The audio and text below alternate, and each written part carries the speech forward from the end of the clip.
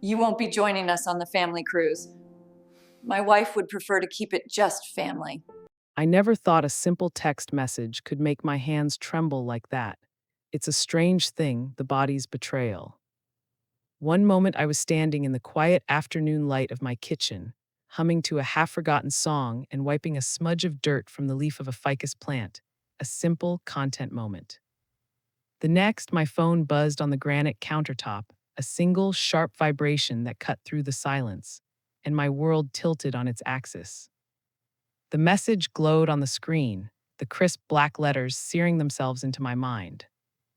You won't be joining us on the family cruise. My wife would prefer to keep it just family. The words came from Leo, my only child, the same son I had gifted a fully paid house to just 6 months ago. The house wasn't just a structure of wood and nails, it was the physical manifestation of my love, a lifetime of careful saving, of overtime shifts when my body ached, of sleepless nights spent securing his future because I'd never had one secured for me. I had poured the very marrow of my life into that foundation, telling myself it was a gift of pure love, a safe harbor for his growing family. And now I wasn't family enough for their vacation. I wasn't family at all. I stared at those cold, clinical words as my chest tightened, a brutal fist squeezing the air from my lungs. The gentle hum of the refrigerator suddenly sounded like a roar, the blood pounding in my ears, drowning out everything else. My hands, which had been steady moments before, turned stiff and ice cold. I could feel the tremor start in my fingertips and work its way up my arms. With an effort that felt monumental, I slowly typed my response. Okay. That was all I said, that one word, the story of my life. Okay was the silent apology for existing. Okay was the acceptance of 1,000 tiny slights I had excused over the years. Okay was the swallowing of my own pride, my own needs, my own voice. It was a word that contained everything: the gut wrenching hurt, the acid sting of betrayal, the sudden, horrifying realization of my own obsolescence. But even as my thumb hovered over the send button, my mind, the part of me that hadn't yet been silenced, was screaming. So I'm good enough to buy your house, but not good enough to sit at your dinner table. Not good enough to feel the ocean spray on your damn cruise ship. I pressed send. The small blue bubble appeared, a final, pathetic surrender. I remembered the day I gave them the keys. The memory, once a source of radiant warmth, now felt like swallowing glass. It was a crisp spring afternoon, the air smelling of cut grass and new beginnings. I'd placed the two brass keys, polished until they gleamed, into a small velvet box. Leo stood beside his wife, Chloe, on the freshly painted porch, his arm draped loosely around her shoulder. He had that detached look in his eyes he so often did, a polite but distant smile, as if he were watching events unfold from a great distance. It was Chloe who did the performing. She'd clasped my hands, her own perfectly manicured nails a stark contrast to my worn, practical ones. Her eyes, a brilliant, convincing blue, had filled with glistening tears. Oh, Alina, she'd breathed, her voice thick with rehearsed emotion. You didn't have to do this. We're so grateful. You'll always have a room here. You know that. You're our foundation. I believed her, of course I did. Because mothers believe. Because to not believe would have been to admit that the entire structure of my life was built on a lie. I had handed her the box, my own hands shaking then, but with joy. May this be the foundation for a lifetime of happiness, I said, my voice choked with a love so fierce it physically hurt. She took the box, and for a fleeting second, I saw a flicker in her eyes, not gratitude, but something else. Something sharp and possessive, triumph. I had dismissed it then as a trick of the light. Now I saw it for what it was, the glint of a predator closing its jaws on its prey. My heart pounded against my ribs like a trapped bird beating its wings against a cage. My breathing grew shallow, but my face stayed still, calm, almost detached. That part of me, the soft, yielding part that had always swallowed their little cruelties, always made excuses for their casual neglect, died in that moment. It bled out on my quiet kitchen floor, and as it died, something else, something cold and hard and ancient, began to wake up. The phone buzzed again. The sound was different this time, not a shock to the system, but the flat, dead thud of another nail being hammered into a coffin. I glanced down, my body already braced for the impact. A follow-up message from Chloe, of course.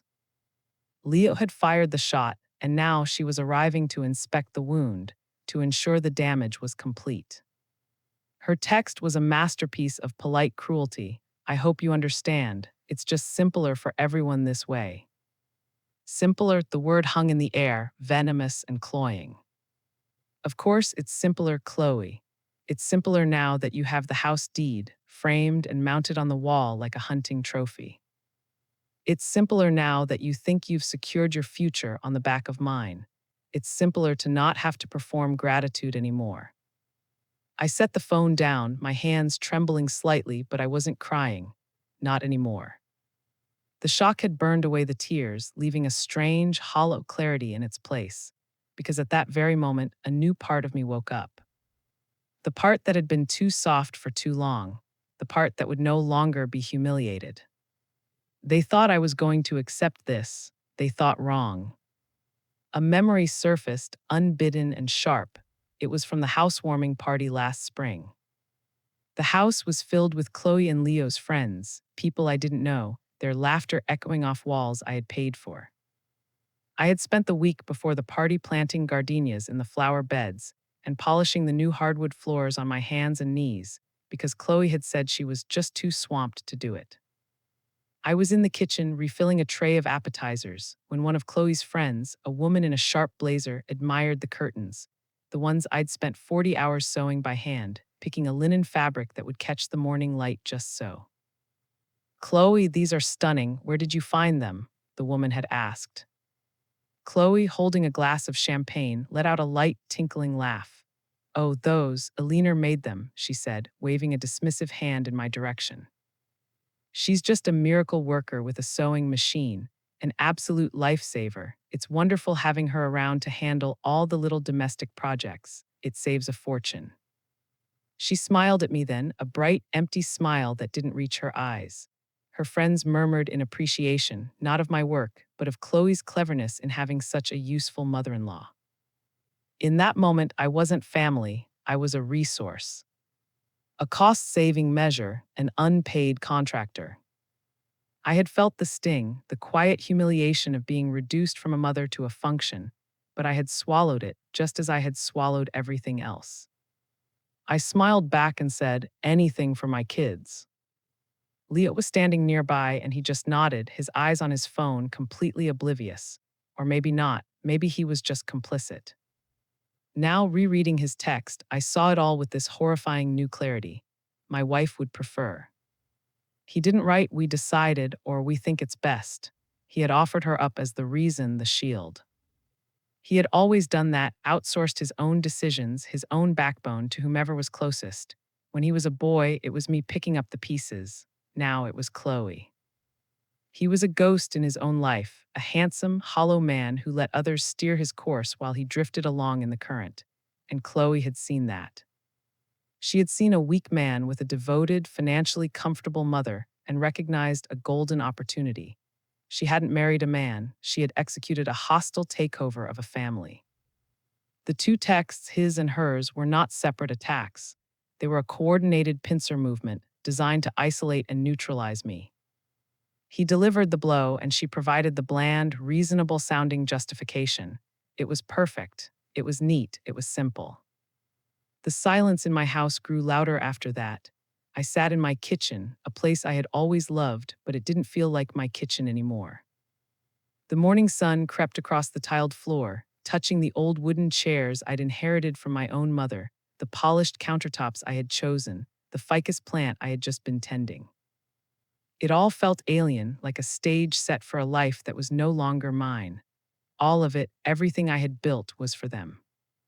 For Leo and Chloe, for the family I thought I was building. But it wasn't a family, it was an illusion, and the price of admission was my own erasure. The house now felt like a museum of my bad choices, a curated collection of my own foolishness. On the walls hung the evidence, framed in tasteful oak and polished silver. Smiling photographs of vacations I'd funded entirely. There was Disney when Leo was a little boy, his face alight with a genuine joy I hadn't seen in years, a joy from a time before he learned to build walls. There was Cancun after Chloe first joined the family, the two of them tan and laughing on a white sand beach, a trip I'd paid for as a wedding gift, telling myself it was an investment in their happiness. And there, the largest photo on the mantle was from the Christmas cabin trip 2 years ago.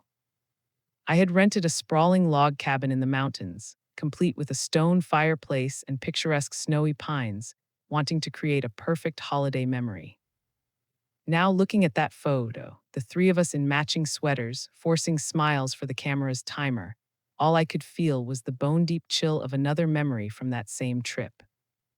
I had spent all of Christmas Day in the cabin's kitchen, a space smaller and less equipped than my own, but I was determined. I was roasting a 20-pound turkey, mashing potatoes, baking my grandmother's pecan pie from scratch, the air thick with the scents of rosemary and cinnamon. It was an act of love, a feast I was crafting for the two people who mattered most to me. They had gone skiing, and they returned late in the afternoon, cheeks flushed from the cold, smelling of pine and winter air. They dropped their gear by the door, glanced at the feast laid out on the dining table, and Leo said, "Wow, Mom, looks great," before disappearing into the living room to start a fire. Chloe offered a thin smile. "You shouldn't have gone to all this trouble, Eleanor." It sounded polite, but it felt like a dismissal. Later, as I was clearing the dishes they'd left on the table, I passed their slightly ajar bedroom door. I heard Chloe's voice, a low, frustrated whisper. "It's a little overbearing, don't you think? She just can't relax. She has to always be doing something, always making herself the center of it all with all this effort." My hands froze on a stack of plates. I could hear the faint crackle of the fire from the other room. Then Leo's voice, not defensive, not protective, but weary and final.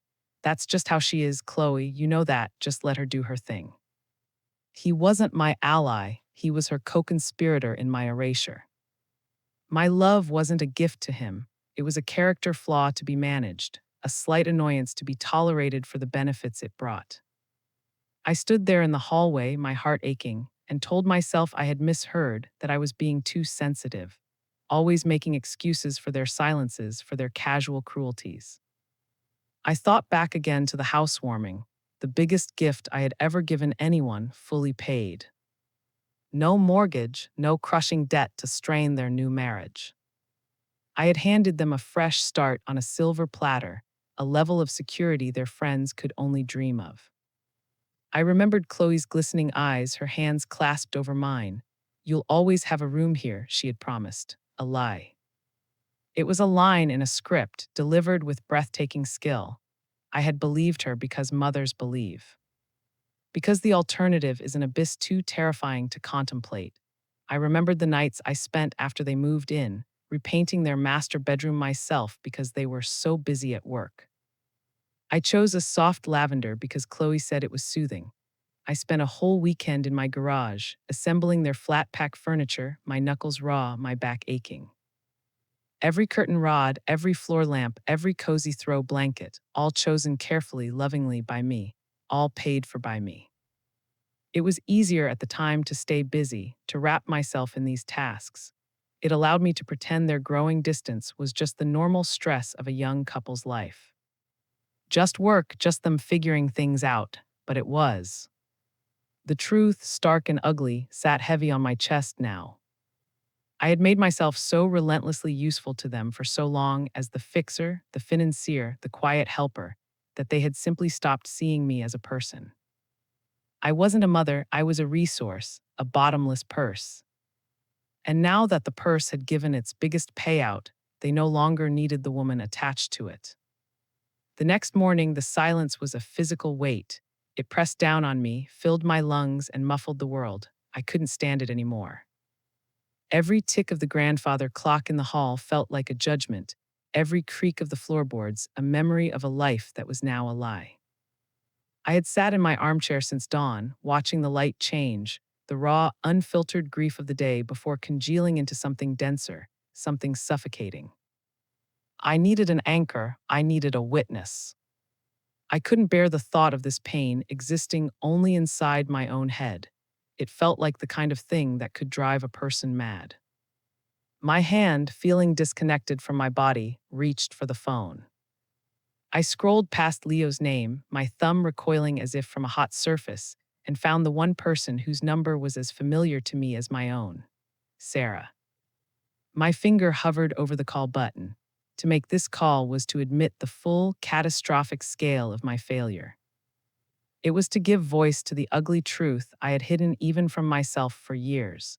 It was to confess that the perfect family I'd projected to the world was a sham. A breath hitched in my throat, a ragged, ugly sound. I pressed the button. She answered on the second ring, her voice a familiar, cheerful balm. "Eleanor, what a nice surprise. To what do I owe the honor?" I tried to respond, to form a simple, casual greeting, but the words wouldn't come. A choked, strangled noise was all that escaped my lips.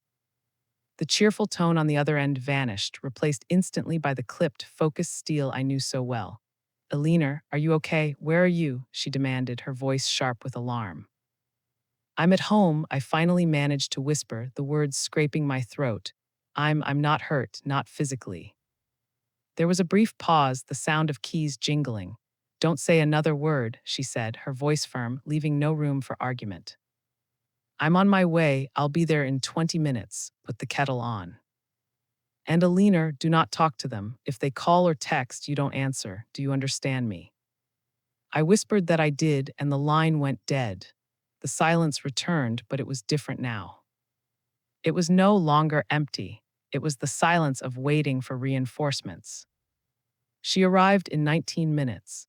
I opened the front door before she could even ring the bell, and she stepped inside, her eyes immediately scanning my face, taking in the wreckage. Sarah wasn't one for platitudes or gentle nonsense. She took one look at me, her gaze missing nothing, and said nothing at all. She simply stepped forward, wrapped her arms around me in a hug that was solid and fierce, a gesture not of pity, but of pure, unshakable support. It was a hug that said, "I'm here, you're not falling." When she finally pulled back, she kept her hands on my shoulders, her eyes searching mine. I watched her piece it together before I could even open my mouth. She saw the betrayal, the humiliation, the years of quiet pain now erupted onto the surface. "Tell me," she said softly, her voice low, and even as she set her purse down on the kitchen table. I couldn't speak. I just slid my phone across the smooth granite countertop, the screen still lit up with Chloe's poisonous words. Her jaw clenched as she read the two messages, first Leo's, then Chloe. She set the phone down with a quiet, deliberate click. She didn't say anything at first, just shook her head slowly, a deep, weary sigh escaping her lips. It wasn't a sigh of surprise. It was a sigh of confirmation, as if she'd been expecting something like this for a very long time. She looked up at me, her eyes filled with a sad, knowing anger. "That woman," she murmured, almost to herself. I never trusted that polite little smile of hers. Finally, she spoke to me, her voice a low, dangerous hum. "They've been planning this, Elle. This wasn't a last-minute decision." Her words landed like a stone in my gut. My own voice came out smaller than I wanted it to, thin and reedy with a grief I thought I had exhausted. I thought maybe it was just Chloe, that she got into his head, but Leo, he's not like this. He's my son. Sarah's lips pressed into a thin, hard line. She reached across the table and placed her hand over mine, her grip steady and firm, a lifeline in a churning sea.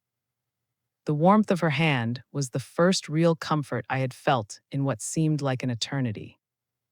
"Liv, you raised a good boy," Sarah said, her voice softening, but her eyes remained hard as flint.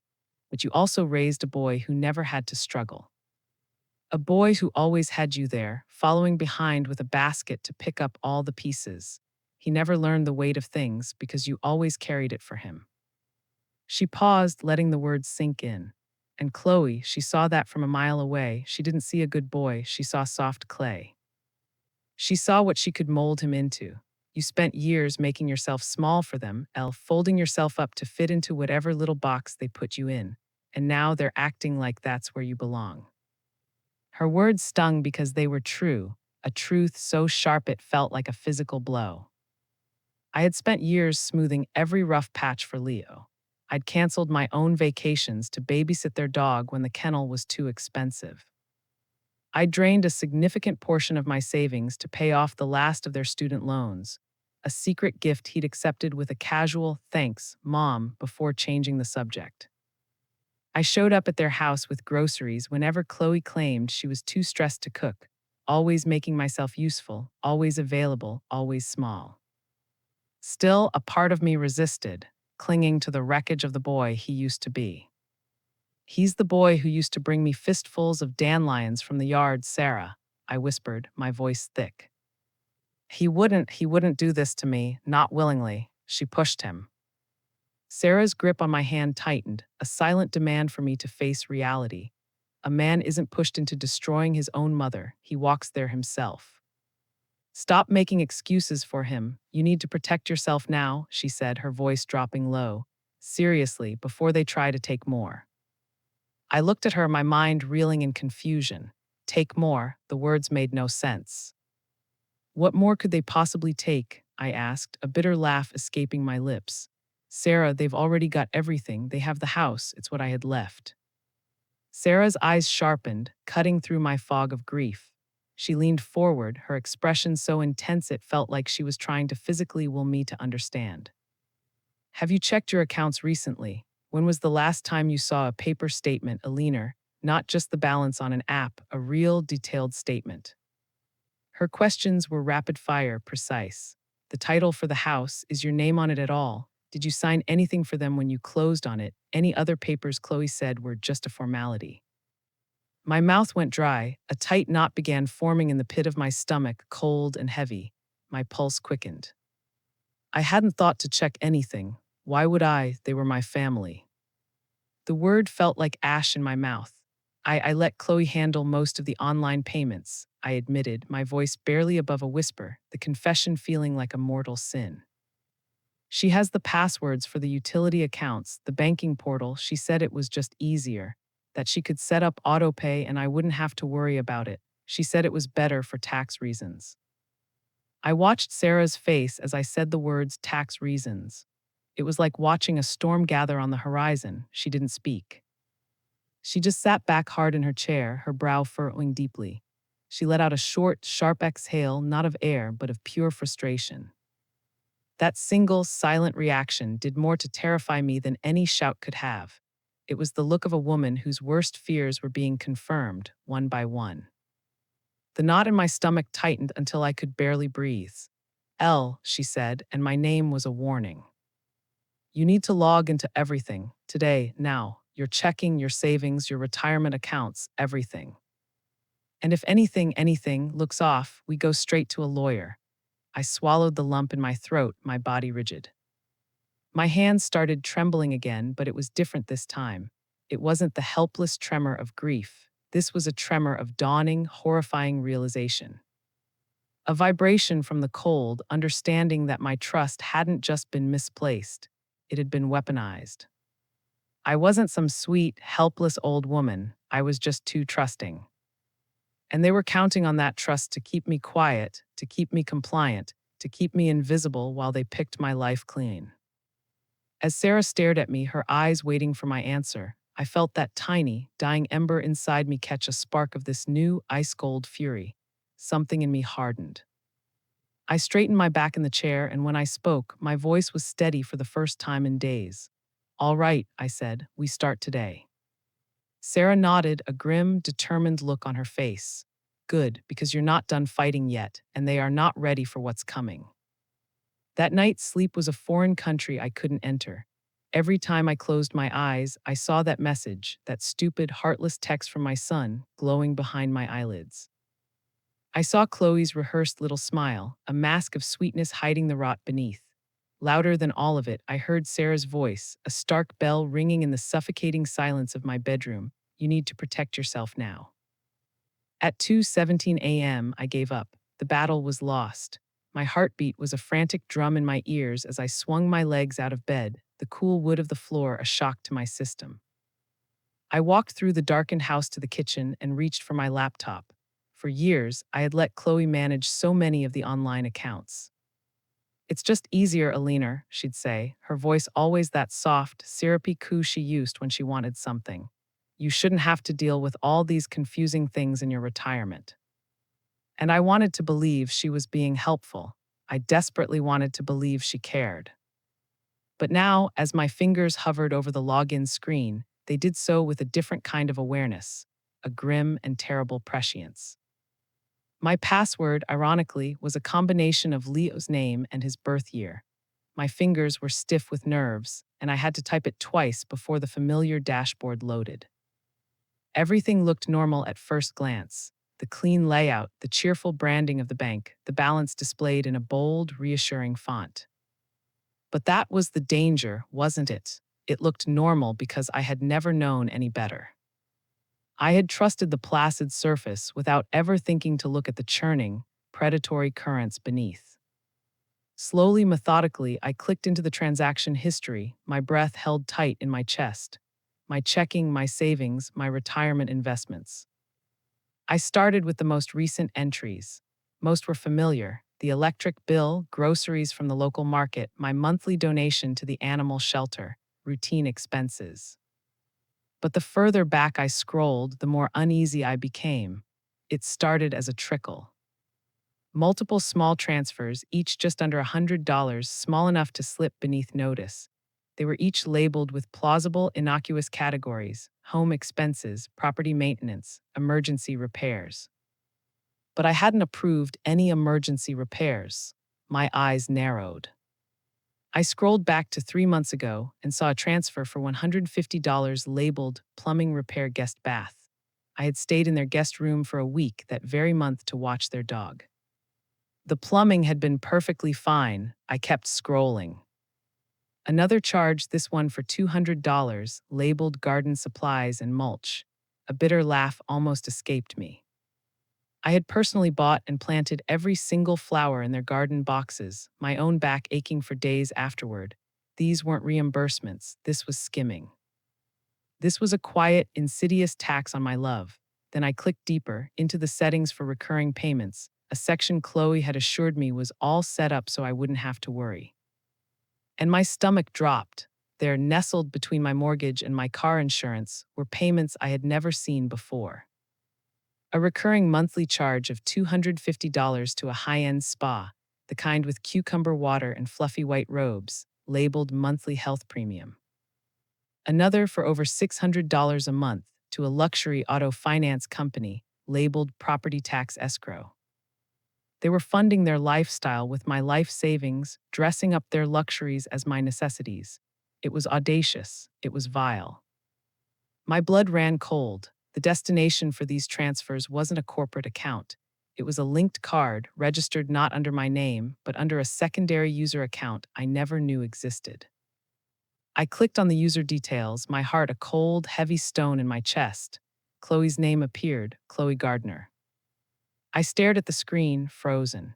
She had linked her cards to my accounts quietly, smoothly for months, maybe longer, bleeding my money little by little, sip by sip. It wasn't just about excluding me from a cruise. It wasn't about hurt feelings or petty family tension. This was theft. A long, calculated, and utterly remorseless con. And Leo, the question hammered at me. Was he too blind to see it? Or did he know and simply not care, so long as the money kept flowing and the life Chloe wanted was paid for? A wave of heat pulsed through me. Not rage, not yet, but something colder, sharper, clarity.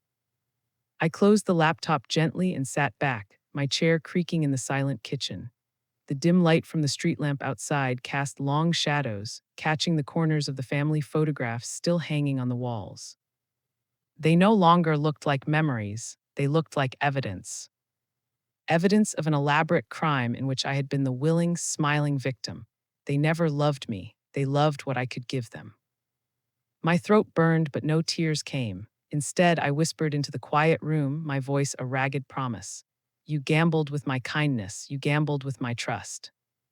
I had always told myself that being quiet didn't make me weak. But tonight, I finally understood that silence could be sharp, too. They had underestimated me. I would not be that fool again. By morning, I was no longer uncertain. I wasn't panicking, not anymore. The long, sleepless night had acted as a crucible, burning away the fog of grief and leaving only a cold, hard focus. The woman who wept yesterday was gone.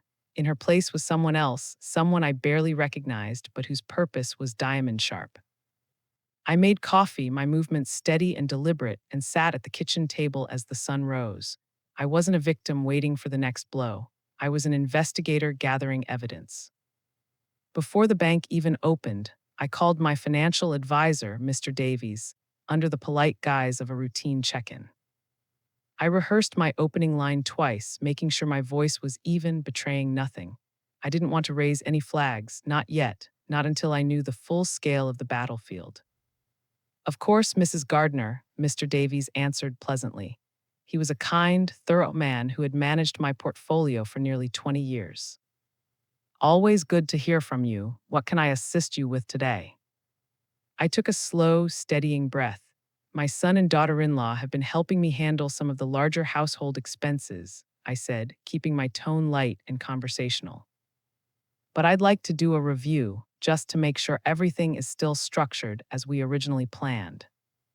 He pulled up my files while I waited, forcing my breath to stay even as my free hand trembled under the desk, clenching and unclenching. Well, everything appears generally stable, he began, but then his voice shifted, losing some of its professional warmth, though I do see some significant recent activity. It seems several large fund transfers have been scheduled, mostly to cover ongoing home renovations. I swallowed hard, the word catching in my throat. Renovations. Yes, rather substantial ones, actually. A few large sums earmarked for, he paused, clearly reading from his screen, design upgrades and contractor prepayments. I gripped the phone tighter, my knuckles turning white. And who authorized these transfers, Mr. Davies? There was a brief pause, a hesitation that spoke volumes. Well, Mrs. Gardner, technically you did. At least your authorized representative account did. My stomach lurched. It felt as though the floor had dropped out from under me. Which representative? He hesitated for a second longer, and I could hear the discomfort in his voice. It appears that your secondary authorized user, Mrs. Chloe Gardner, processed these transactions. She has full access under the durable power of attorney you signed last spring. The world went silent. A memory, slick and horrifying, slammed into me with the force of a physical blow. Last spring. Chloe had come to my house, a wide smile on her face, holding a sheaf of papers and accompanied by a notary, a woman she introduced as a good friend. It's just a precaution, Alina, Chloe had chirped, spreading the documents on my dining table, just in case of an emergency. You know, if you had a fall or something and couldn't get to the bank to pay your bills, this just lets me help out. She had been so charming, so concerned. She'd flipped through the pages quickly, her hand resting on the dense paragraphs of legal text. This is all just standard boilerplate, she'd said, pointing to the signature line at the bottom. The important part is just right here. I remembered feeling a flicker of unease, a tiny voice telling me to read it all, but I had silenced it.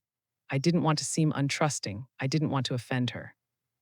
I had signed my name, and the friendly notary had stamped it, and just like that, I had handed her the keys to my entire life. Mrs. Gardner, are you still there? Mr. Davies' voice pulled me back to the present. I closed my eyes briefly. Of course she did. Yes, I'm here, I said calmly, my voice a marvel of control. Thank you, Mr. Davies. Would you mind flagging any further transactions for my personal verbal review before processing? I've decided to be more hands-on moving forward. Certainly, he agreed without hesitation. I can do that right now. In fact, he added, his tone becoming more serious, it's probably for the best. There is one more transfer scheduled for 5 days from now, a rather significant one. Is that something you were expecting? My blood ran cold. How significant? $150,000, he said, earmarked as a final payment for architectural services. I felt the air leave my body. It was the bulk of my retirement savings. It was my future. They were planning to gut me. The cruise wasn't a vacation, it was an alibi. They were going to be on a ship, unreachable, while my life savings were wired away. When I hung up, I sat in the silence again. There was no doubt anymore. Chloe wasn't helping, she was positioning. Positioning for a final, devastating raid. My retirement was not their inheritance. Not yet. But they were already spending it like it was. I looked at my late husband's locket sitting on the windowsill, the one he gave me after our 30th anniversary. Be careful, Alina, I could almost hear him say. Kindness is not a weakness, but they will treat it as one. For years, I had made myself so small in order to avoid conflict. But love without respect, that's a prison, and I had just found the key. Later that afternoon, I had to get out. The walls of my house, once a comfort, were now closing in, each photograph and piece of furniture a silent testament to my blindness. I needed air, I needed space that wasn't built by my sacrifices, filled with furniture I'd bought for them, or haunted by the ghosts of people who saw me only as useful. I walked, my feet carrying me on autopilot through familiar streets that now seemed alien and distorted, as if I were seeing them through warped glass. My steps led me, as they often did in times of turmoil, to the park. The old oak tree still stood in the corner by the pond, its wide branches reaching out like ancient, comforting arms. It had been my husband Arthur's favorite place. He called it our corner of calm. He would sit on the bench beneath it every Sunday afternoon, reading the paper while I fed the ducks, the two of us existing in a comfortable, easy silence that I now realized was the rarest and most precious thing in the world. I sat down on the bench, the worn wood familiar beneath my hands. The warm breeze rustled the leaves above, carrying away some of the suffocating weight that had been pressing on my chest. I said nothing for a long time, just breathing, just listening to the distant laughter of children playing. And then I whispered to him, my voice soft, as though he were still sitting right there beside me, the faint scent of his pipe tobacco in the air. You would have seen it, Arthur. You saw it from the very beginning, and I didn't listen. My fingers found the old silver locket I still wore around my neck, his last gift to me. My thumb brushed over the tiny engraved date, the day we paid off our own first home, the day we thought we were building a future for our family. Back when Leo was still our bright-eyed boy, eager to build treehouses, not schemes. The memory came rushing back, so vivid it felt like yesterday. We were in our living room, the night after Leo had first brought Chloe home to meet us. I had been so charmed by her polished manners and her seemingly endless compliments. After they left, I was beaming. Isn't she wonderful, Arthur? I'd said, gathering the coffee cups. Arthur hadn't answered right away. He was tamping tobacco into his pipe, his brow furrowed in thought. She's shiny, he finally said, and the choice of word was strange. What does that mean? I'd laughed. It means she's very polished, he said, looking up at me, his gaze serious. She compliments you too much, Alina. It's not genuine. It's like a salesman admiring a house he's about to flip. She doesn't look at you, she looks through you. She's assessing, not connecting. I had been offended, defensive of the woman I already saw as a daughter. You're being cynical, Arthur. She's just trying to be nice. Leo is so happy. He had lit his pipe, the match flaring briefly, illuminating the deep concern in his eyes. Watch him around her, he'd warned softly. He's like a ship that's cut its anchor. He's just floating on her tide. I had turned away, hurt and angry. You're wrong about her, I'd insisted. I remembered his sigh, the puff of sweet smoke as he exhaled. I hope to God I am, he had said quietly, for your sake. He had never been wrong about people, not once, and I had called him cynical. I had defended her. I had chosen to see the shiny, polished surface instead of the cold, hard ambition beneath. I bit my lip hard to stop it from trembling. The tears I thought had dried up began to well in my eyes, hot and painful. But these weren't tears of grief for Leo and Chloe. They were tears of grief for my own stubborn blindness, for the years I had spent ignoring the quiet wisdom of the man I loved. This was a different kind of death. It was the death of the family I thought I had, the future I thought I was building. It was the death of the soft, trusting woman who sat on this very bench with her husband, blissfully unaware of the storm gathering on the horizon. The tears fell one after another, but I didn't wipe them away. Let them be the last tears for the woman I used to be. I'm sorry, Arthur, I whispered, clutching the locket. You were right. You were right about all of it. As the breeze blew, it felt like a final, sad goodbye to the past. When I finally stood up from that bench, the grief was still there, a dull ache where my heart used to be. But it was no longer in charge. The tears were spent. The morning was over. It was time to get to work.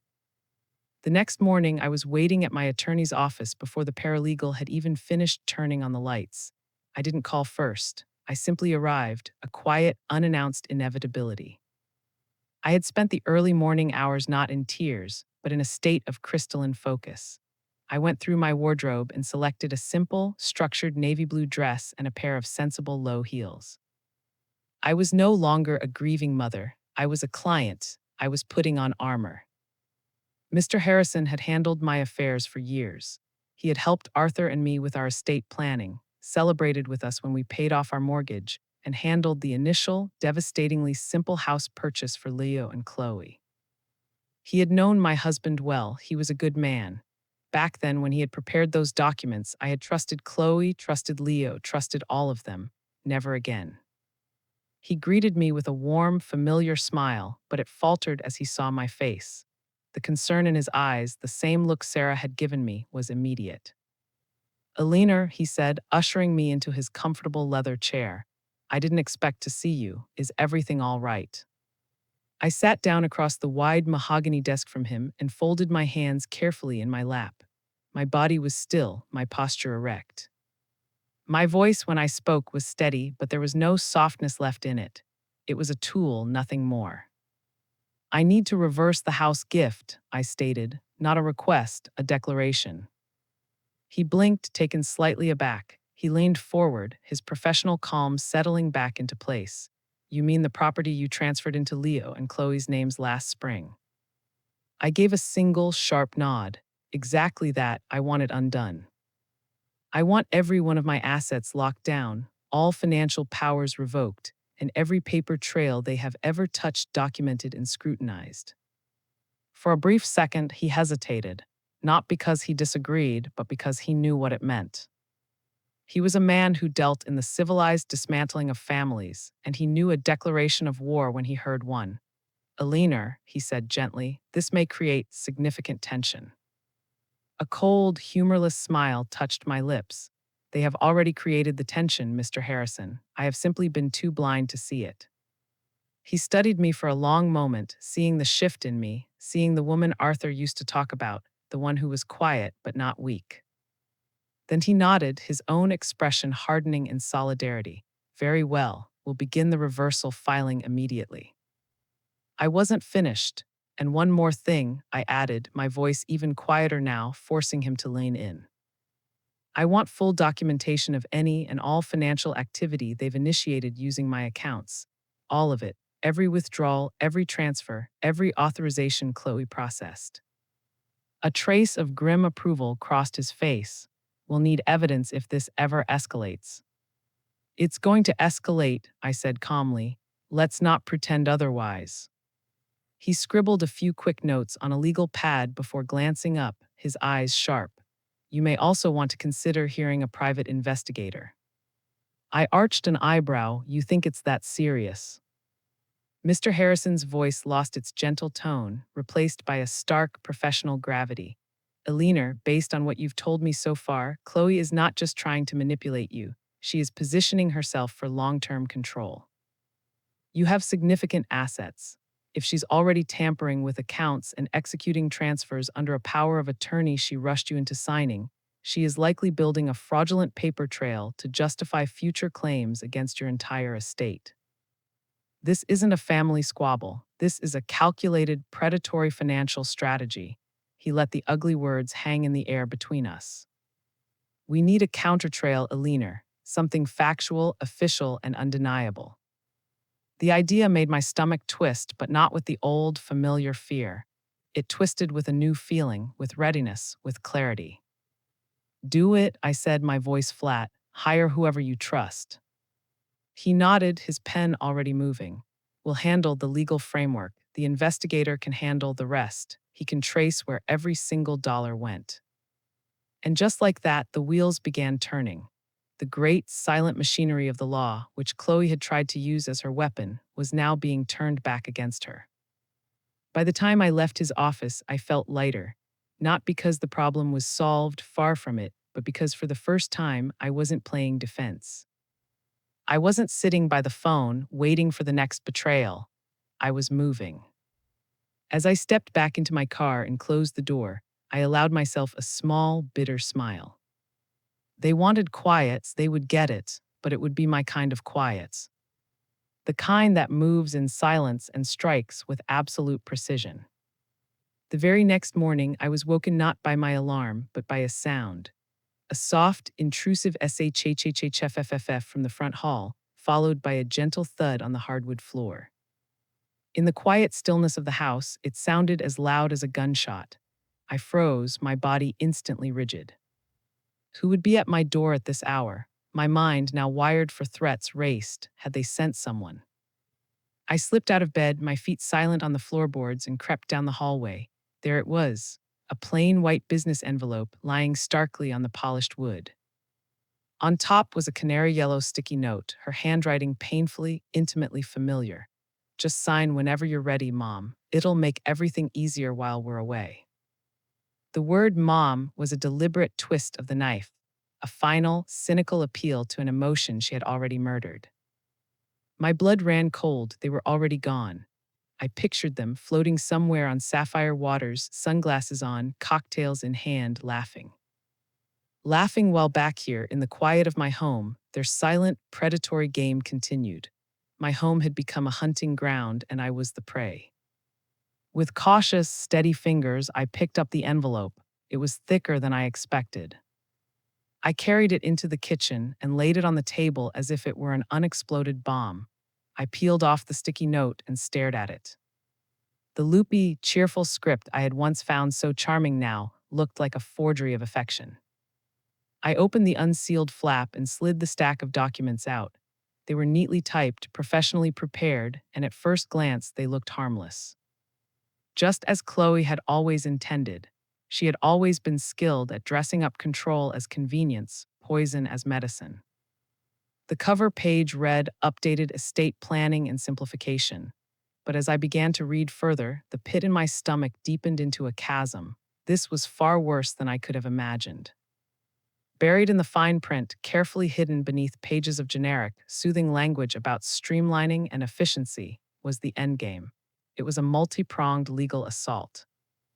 The first document was a full power of attorney, but a new version. This one was permanent, irrevocable, and expanded. It would give Chloe complete legal control, not just over my finances and my property, but my medical decisions. The words leaped off the page. Authorization for medical care, including placement in long-term care facilities. She wanted the power to have me committed. She wanted the power to declare me incompetent and lock me away, leaving her free to do as she pleased. My breath hitched, a sharp, painful gasp. The second set of documents was for the creation of a new trust, the Aliner Gardner Family Trust, with Chloe appointed as the sole, unremovable trustee. The fine print detailed the transfer of my entire investment portfolio, every stock, every bond, every mutual fund my husband and I had painstakingly built over 40 years, into this trust to be managed at her sole discretion. The final page was a simple form, a pre-filled letter addressed to all my financial institutions, naming Chloe as the sole point of contact for all my accounts and revoking my own online and telephone access for security reasons.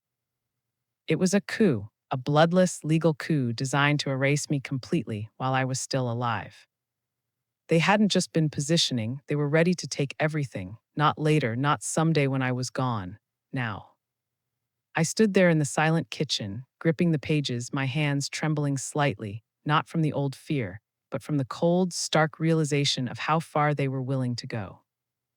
This wasn't about affording a better car or a spa day. This was about absolute power. Chloe didn't want to wait for my natural passing. She wanted to neutralize me, to turn me into a ghost in my own life, a ward of the very person who was robbing me blind. And Leo, my son, my only child, was he truly blind to the monstrousness of this, or was he just pretending not to see what she was doing? Either way, the answer was just as devastating. They weren't family anymore. They were predators wearing familiar faces. With a strange sense of calm, I handled the documents with the tips of my fingers, careful not to smudge any potential evidence.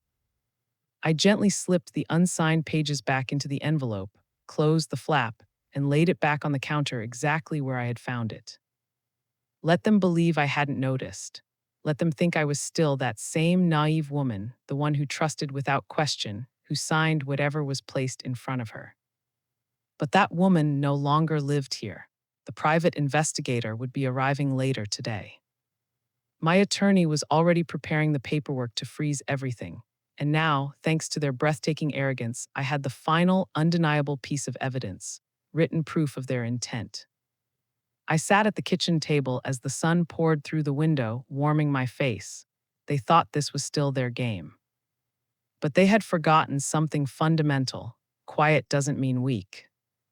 The moment I returned the unsigned documents to their original envelope, something fundamental shifted inside me. It was strange how calm I felt. I wasn't shaken anymore. I wasn't even angry, not in the hot, useless way I had been before. I was focused and very, very clear. They thought they could make their move while they were away, hidden behind miles of ocean and plausible deniability. They assumed I would sit here helpless, confused, and overwhelmed by legal jargon, that I would feel honored to be included in my own erasure. But they underestimated me. They had mistaken my kindness for weakness, my silence for consent. It was a fatal error. I picked up the phone and dialed Mr. Harrison's direct line. His secretary answered. "Alina Gardner for Mr. Harrison," I said, my voice crisp and devoid of any warmth. "It's urgent." When he came on the line, his voice was laced with concern. "Alina, is everything all right? I have something you need to see," I said, cutting him off. "Now." By noon, I was back in his office. The air, which yesterday had felt somber, was now charged with a new electric tension. This time, he didn't greet me with questions about my well-being. He simply nodded, his eyes fixed on my face, already sensing the urgency I carried like a shield. I didn't say a word. I simply walked to his desk and slid the white envelope across the polished mahogany. He looked from the envelope to me, then unfolded the papers carefully, his brow tightening as he read. I watched his expression change, the professional concern morphing into disbelief, and then into a cold, legal fury. He read through the documents twice, his finger tracing the lines about medical decisions and irrevocable trusts. He finally took off his glasses and rubbed the bridge of his nose, looking at me with a new and profound level of alarm. "They're getting bold," he said finally, his voice a low growl. "This isn't just unethical, Alina, it's predatory. This is a legal framework for a complete asset seizure. If you had signed this," he trailed off, shaking his head. "They would have had the legal right to sell your home from under you, drain your accounts dry, and place you into any care facility of their choosing, and there would be very little we could do about it after the fact." He looked up, waiting for me to show the panic he likely expected. Instead, I met his gaze evenly. My hands were perfectly still on the arms of the chair. "Then let's move faster," I said. A small, almost imperceptible smile touched his lips, a flicker of deep respect shining in his eyes. "Arthur always said you had a spine of steel under all that kindness. I see he was right." He leaned forward, all business now, his voice dropping into a conspiratorial, strategic tone. "Alina, this is a declaration of war. They've handed us their entire playbook. They think they have the luxury of time, that you'll sign this after they get back. We don't have time, we have to act now." He gestured to the power of attorney papers, the ones I had foolishly signed last spring. "We aren't just going to freeze the accounts anymore. That's a defensive move. We are going on the offensive. First thing tomorrow morning, we are filing an emergency motion with the court to invalidate your current power of attorney, citing attempted fraud. These new documents," he tapped the stack on his desk, "will be Exhibit A. It's an exceptionally aggressive measure, but they have left us no choice." I leaned forward, my mind racing alongside his. "Lock down everything," I said, my voice hard. "No one touches my accounts except me. Not another dollar moves without my direct, verbal authorization." He nodded, already scribbling notes.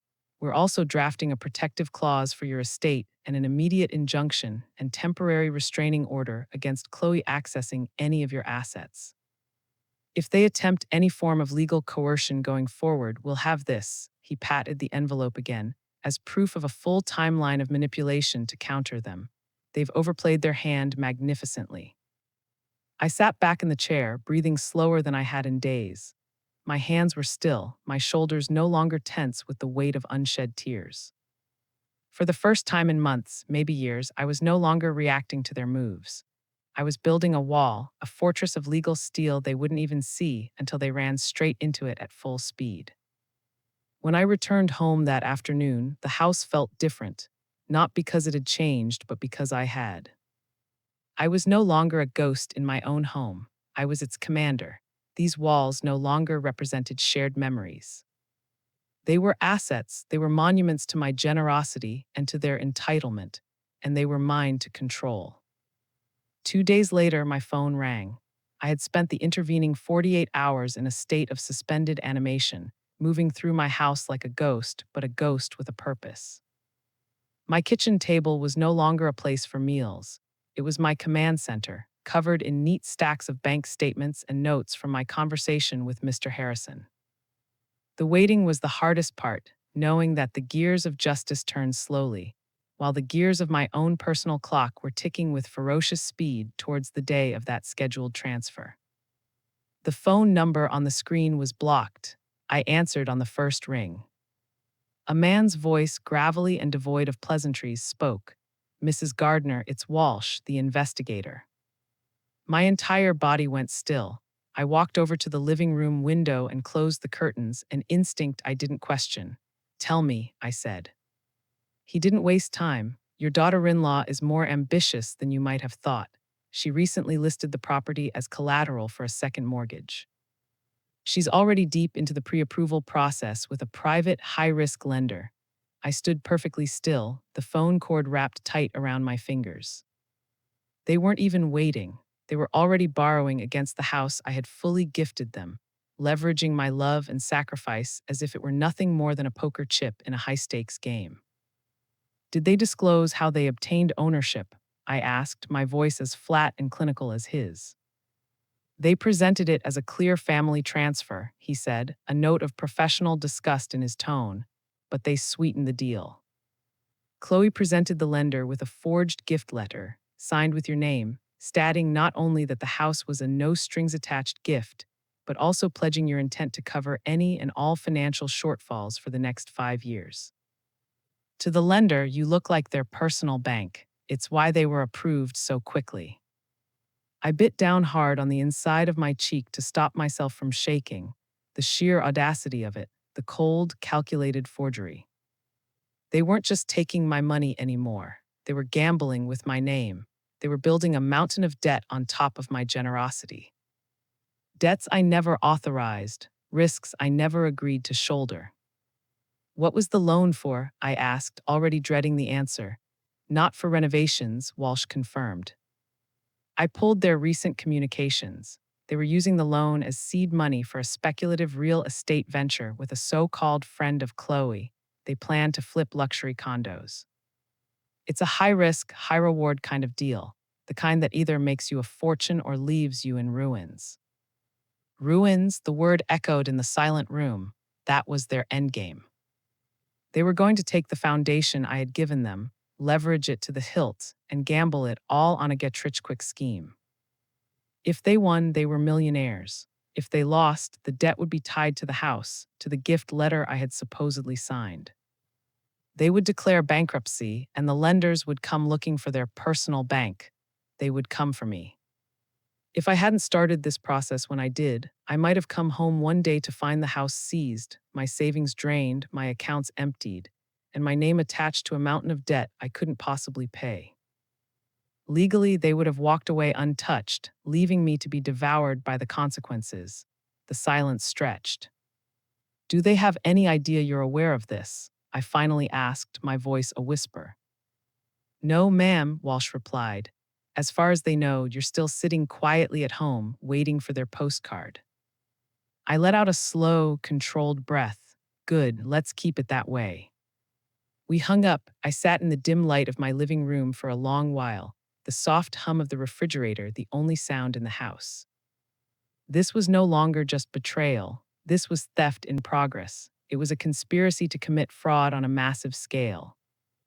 And yet, oddly, I felt no panic, no rage. I felt only a cold, sharp, and exhilarating sense of direction. They weren't careful because they thought I would never question them. They thought I was still the mother who would do anything to keep the peace. They hadn't realized something very simple yet. When a woman like me finally says no, it's already too late for the other side. Their greed had made them reckless, their recklessness had made them sloppy, and their sloppiness had just handed me all the ammunition I would ever need. I stood, smoothed the front of my blouse, and looked out the window at the quiet street, at the life I had built. And in that quiet moment, I smiled, a real, genuine smile. You gambled with my gift, Chloe, I thought. Now I'll gamble with your future. The next few days moved like clockwork. No emotion, no hesitation, just one deliberate, strategic step after another. Mr. Harrison's conference room became my world. The wide, polished table, usually reserved for corporate negotiations and bitter divorces, became our war room.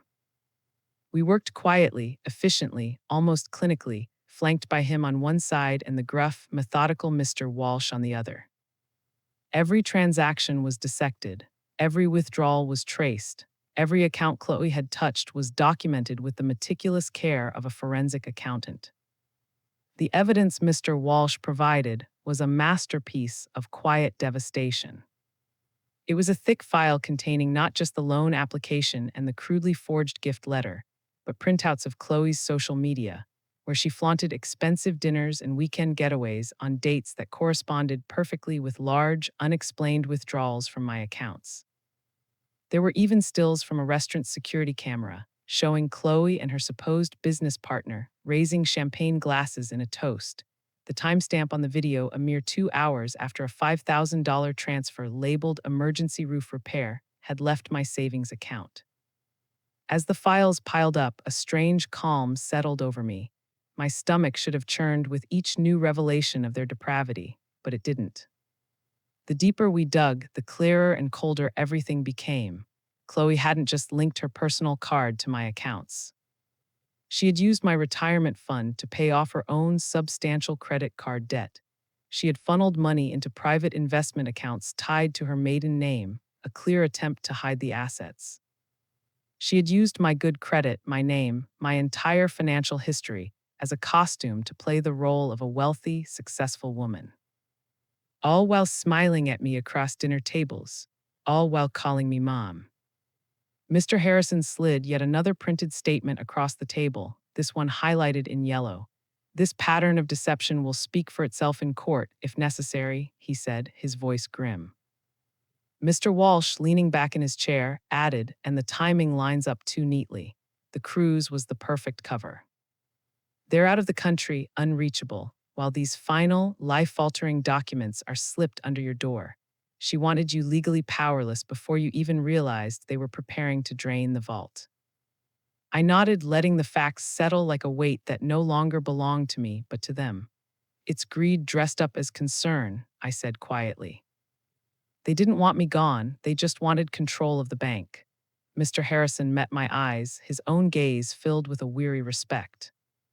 And they would have had it, Alina, completely. Most people in your position would have signed those documents without ever reading the fine print. They would have trusted. But I didn't sign, I said. My voice was flat, solid. There was no room for doubt in it anymore. No, you didn't, Mr. Harrison agreed. And now they've left a paper trail long enough to hang themselves with. That afternoon, while taking a short break, a notification popped up on my phone. On this day 8 years ago, it was a photo from Leo's university graduation. He had his arm around me, his smile wide and genuine, his eyes bright with a future I had worked my entire life to help him secure. I stared at the face of the young man in the picture, the boy I loved with every fiber of my being. I felt a brief, phantom ache in my chest, a ghost of the maternal love that had defined me for so long. And then nothing, a cold, clean, and total void. That boy was gone. The man who had replaced him was a stranger, a hollow accomplice to the woman who was trying to destroy me. With a calm, deliberate movement, my thumb moved across the screen. I pressed delete. Not just from the memory notification, but from my entire photo library. I watched the image vanish, a small, quiet act of emotional amputation. I was cutting away the diseased parts of my life. We worked late that night. By the time I left the office, the sky had grown dark again.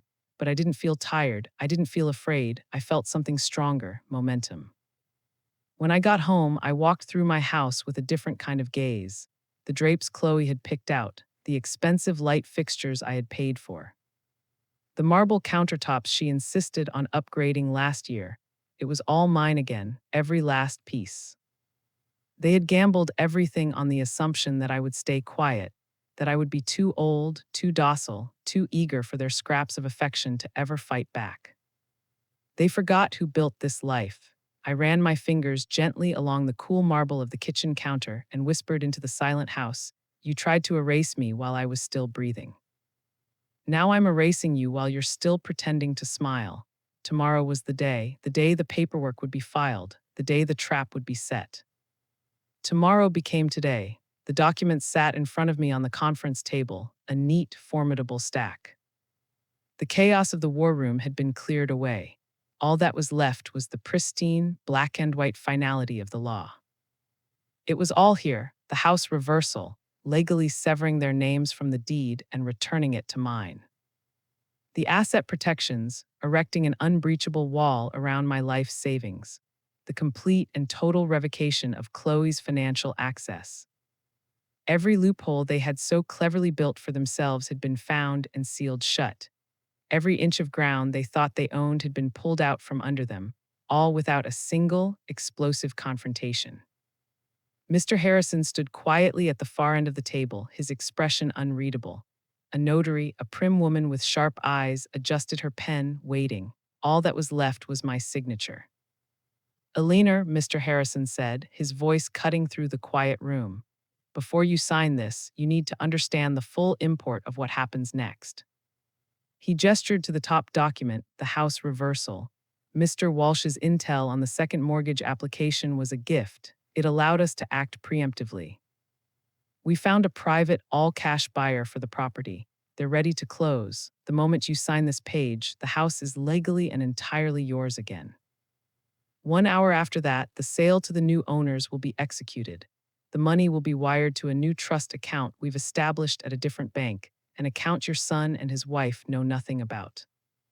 By the time their plane touches down, the world they think they own will already be gone." For a moment, my hand hovered over the page. Not from doubt, that was a ghost that had been exorcised days ago, but from the sheer, crushing gravity of what this moment meant. This wasn't just legal paperwork. This was the formal death certificate for the life I had known. It was years of sacrifice, of devotion, of blind, foolish love and quiet, knowing suffering, all being rewritten in thick black ink. I thought of Arthur's face, the memory of his quiet wisdom, and felt a sense of profound, sorrowful peace. This was the moment I finally heeded his warning. The notary glanced up, politely silent but expectant. My hand didn't tremble as I finally pressed the heavy, expensive pen to the paper and signed my name, Alina Gardner. The signature was firmer, bolder than it had been in years. One page, then another and another. With each deliberate stroke of the pen, I felt a weight lifting from my shoulders, a pressure I hadn't even realized I'd been carrying for a decade. I was killing the woman who had let this happen, the woman who smiled through insults, who made excuses for neglect, who paid for affection. With each signature, she died a little more, and I felt lighter. When the last document was signed and stamped by the notary, Mr. Harrison gathered the pages carefully. His expression was steady, but his voice carried a quiet satisfaction that mirrored my own. "It's done, Alina, full reversal executed. Every financial authorization they held has been voided. They can't touch anything now, not your accounts, not your property, not even your utilities." I nodded once, my voice calm, "And if they try to contest it?" Mr. Harrison's eyes sharpened. We have every shred of evidence needed. The investigator's full report on the mortgage fraud, the unauthorized transactions, the coercive power of attorney paperwork they slipped under your door while they were conveniently out of town. If they challenge this, they expose themselves to criminal investigation. They are in a trap of their own making. I let out a slow, deep breath. The fear was gone. The waiting was over. For the first time in years, my future belonged entirely to me again. As I stepped out of the air-conditioned stillness of the law office into the cool evening air, I paused on the courthouse steps. Their cruise ship would be docking in 4 days. 4 days before they came back, tanned and triumphant, expecting to return to the world they controlled. They had no idea the locks had already been changed. They had no idea the house they were so eager to leverage for debt was already sold, quietly, legally, and irrevocably, while they floated on a ship, believing with all their arrogant hearts that they had won. The money was already safe, tucked away in a place they would never find. I smiled as the wind picked up, cool and clean against my face. They thought I was helpless. They thought my silence meant surrender, but my silence hadn't been surrender. It had been strategy, and their noise, their greed, their breathtaking arrogance had been their undoing. The morning they returned, I was already there. I parked my car a block away, under the shade of a maple tree whose leaves were turning a brilliant, fiery red. From my vantage point, I had a perfect, unobstructed view of the house. My house. The air was crisp, the sky a flawless, cloudless blue. It was a beautiful day for an execution. I felt no nerves, no anxiety. My heart was a slow, steady drumbeat in my chest. I was a spectator watching the final act of a play for which I already knew the ending. I had spent the last 4 days in a state of quiet preparation, moving through my life with a newfound sense of purpose. The waiting was over. The ambush was set. Right on schedule, their expensive black SUV turned onto the street, gliding silently to a stop in front of the house. They were home from their glittering cruise, tanned, relaxed, and so completely, blissfully unaware of the new reality that awaited them. Chloe stepped out first, a queen returning to her castle. Her sunglasses were perched high on her head, her designer travel clothes artfully casual. She was already on her phone, her voice sharp and imperious, barking orders at Leo as he began pulling their oversized, matching luggage from the trunk. Yes, Monday morning is perfect, she was saying into her phone, presumably to the lender. We'll be in to sign the final paperwork then. The funds should be available by the end of the week. Excellent. Leo barely responded. He was scrolling through his own phone as usual, his movements detached but obedient, a handsome puppet on a string. Then they both froze. It happened at the same time. Chloe's phone call faltered, her voice dying in her throat. Leo looked up from his screen, his vacant expression slowly sharpening into confusion. 2 unfamiliar cars were parked in the driveway, and stationed on the perfectly manicured lawn, like tombstones marking the grave of a life, were the hulking figures of moving vans. A young couple, bright-eyed and happy, stood near the front door, chatting with the realtor I had hired, a woman who now held a sold sign in her hands. I took that as my cue. I put my car in drive, pulled away from the curb, and parked directly across the street. I got out, my movements measured, unhurried, and began to cross the road. The click of my low heels on the asphalt was the only sound in the sudden, deafening silence. Leo was the first to spot me. Mom, his voice was a strange, wavering thing, a mixture of confusion and something else, something I had never heard from him before, a thread of creeping, primal fear.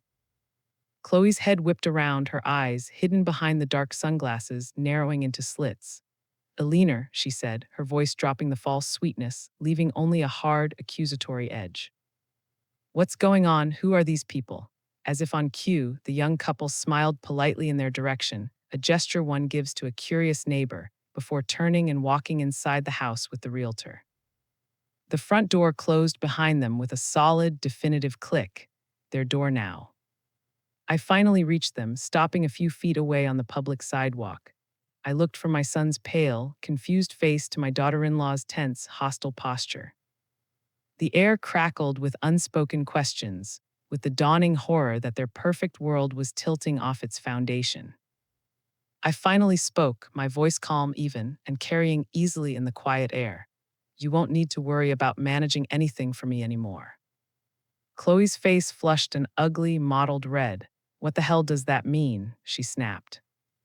Leo's voice rose, cracking with panic. Mom, what is happening? Why are there people in our house?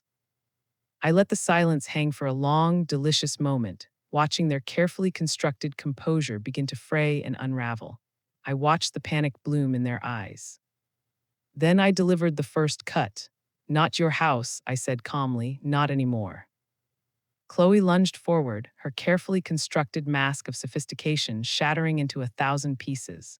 Her voice rose in that shrill, grating tone she always slipped into when things didn't go her way. You can't do this, that's our house. We're in the middle of refinancing, we have contracts. I didn't raise my voice, I didn't need to. I cut her off, my words as clean and sharp as a surgeon's scalpel. The only contracts that matter now are these. I reached into my bag, not a purse, but a structured leather satchel I had chosen specifically for this purpose, and pulled out a thick, heavy folder. I didn't hand it to her, I handed it to my son. I watched his hands shake as he took it, his fingers fumbling with the clasp. He opened it, and his face, already pale, drained of all remaining color. He flipped through the pages, his eyes wide with a dawning, sickening comprehension. He was seeing it all. The signed court order, stamped and verified, revering the gift deed. The official executed contract for the sale of the house to its new owners. And the first few pages of Mr. Walsh's report detailing the fraudulent second mortgage application with a copy of the forged gift letter attached, proof of everything. Chloe snatched the papers from him, her movements frantic, her breathing quickening. She was a cornered animal, frantically skimming the contents, her sharp mind calculating, searching for a loophole, an angle, anything she could twist. None of this will hold up, she snapped, her voice trembling with a rage that was quickly souring into fear. We were managing things for your benefit. We were trying to help. You'll regret this when you calm down. I kept my voice steady, a low, unwavering anchor in their storm of panic. Help, I asked, letting the single word hang in the air. Do you mean draining my accounts behind my back, gambling with debt tied to a house you didn't even own anymore? Forging my signature on legal documents and hopping, I'd quietly sign my life away while you were halfway across the ocean. Chloe's jaw clenched, a muscle twitching violently. Leo finally spoke, his voice cracking, the sound of a man breaking apart from the inside out. Mom, we didn't mean. I raised my hand, a small, simple gesture that silenced him instantly. Stop. The word was quiet, but it was firm, it was final. You didn't mean to get caught. Neither of them spoke. For the first time, I saw them clearly, stripped of all pretense. There was no love in their faces, there was no remorse, there was only fear. The raw, ugly fear of people who realize the person they underestimated has been watching, waiting, and is holding all the cards. I let the silence stretch between us, a thick, suffocating blanket. Then, for the first time in months, I smiled, a real smile. It felt strange on my face, a muscle I hadn't used in a long time. You gambled with my trust, I said softly, and you lost. Chloe's face contorted into something ugly, her polished beauty dissolving into a mask of pure fury. You can't just take everything from us, she screamed, her voice cracking. We built this life, you don't get to destroy it because of a few misunderstandings. Leo's breathing grew shallow, his hands clutching the folder as if it might vanish if he held it tight enough. I stayed still, measured. You didn't build this life, I answered quietly. You took it piece by piece, smile by smile, and you thought I would let you. Her voice cracked with desperation now. We have rights, we're family, you can't just cut us off like this. I could feel the weight of all the years behind me, the countless times I'd stayed silent to keep the peace, the humiliations I'd swallowed to be the good mother, but not today. I reached back into my satchel and pulled out the second folder. It was thinner than the first, but somehow it felt heavier. I held it up between us. If you want to pursue legal action, I said calmly, this is what you'll be facing. I handed it directly to her. She snatched it from my hand like a rabid dog lunging for meat. Inside was the full evidence packet, copies of every unauthorized withdrawal, every fraudulent transfer, every document she had slipped beneath my door. The work of Mr. Harrison and Mr. Walsh, a symphony of their crimes: fraud, elder financial abuse, coercion, forgery, conspiracy to commit wire fraud. Chloe flipped through the pages faster now, her breath coming in ragged gasps. Color drained from her cheeks as the reality, cold and hard and inescapable, began to close in around her. I spoke softer this time, but with even more weight. If you even attempt to take me to court, Chloe, this file becomes public record. In fact, a copy will be delivered directly to the district attorney's office. Is that a risk you're willing to take? The words sank like an anchor. Leo whispered, almost inaudibly, his eyes fixed on the damning papers in his wife's hands. Chloe, what did you do? She snapped her head toward him, her voice finally breaking. Don't you dare put this on me, Leo. You were fine with it when the money was coming in. You loved the car, didn't you? You loved the expensive dinners. But Leo just stood there, his eyes wide, his shoulders slumping under the weight of it all. Money, he whispered, his voice trembling. Chloe, she's talking about prison. The word hung in the air between them, ugly and real. I watched them, the marriage that had seemed so united in its quiet cruelty, cracking apart right in front of me. I took a deep breath, the crisp autumn air feeling clean and new in my lungs, and spoke my final words. I looked directly at my son, at the shell of the man he had become. I was your mother, Leo, I said, my voice soft. Your first home, your safest harbor, and you stood by and let her try to burn it to the ground. His lip quivered, his head lowering in something that might have been shame, or might just have been the terror of consequence. For a brief, agonizing second, I saw the ghost of the boy he used to be, the one with scraped knees who once ran to me as if I could fix the entire world. But that boy was long gone, and I was done mourning him. This isn't revenge, I continued, my voice even softer now. It's protection. For the first time in years, I'm finally protecting myself from you. Chloe, her face a mask of disbelief, threw the folder of evidence onto the pavement. The papers scattered, a testament to their shattered future. You think you've won, she spat, her voice dripping with venom, but you'll end up alone. I smiled again, a calm, steady, and completely genuine smile. Alone, I said softly, is better than being used. Then I turned my back on them, on the house, on the entire wreckage of the life I had so foolishly built. I turned and walked away. I did not run, my steps were even, my back was straight. I could hear their voices rising behind me, a frantic, ugly duet of blame and panic. I did not turn around, I did not look back. I reached my car, got in, and closed the door, shutting out the sound.